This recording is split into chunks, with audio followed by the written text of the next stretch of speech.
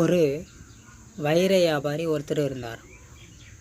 தினமும் தன்னோட பொருளை எடுத்துக்கிட்டு தங்கம், வைரம், வைடூரியம், வெள்ளி இது மாதிரி இருக்கிற ஜொலிக்கிற பொருளாக எடுத்துக்கிட்டு தினமும் சந்தைக்கு போவாராம்.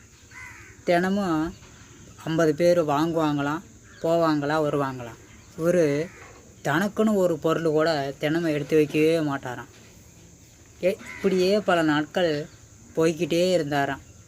ஒரு நாள் ஒருத்தர் வந்து கேட்டாராம், ஏப்பா தங்கம் வைக்கிற, ஒரு வெள்ளி விற்கிற, உனக்குன்னு ஏன் கொஞ்சம் கூட எடுத்து வைக்க மாட்டேங்கிற அப்படின்னு சொல்லி கேட்டாராம். ஐயா, இது என் தொழில், நானே ஆசைப்பட்டேன்னா என் தொழிலுக்கு நானே துரோகம் நினச்சது மாதிரி அப்படின்னு சொல்லி சொன்னாராம். நம்ம தொழிலுக்கு நம்ம துரோகம் நினைக்கக்கூடாது.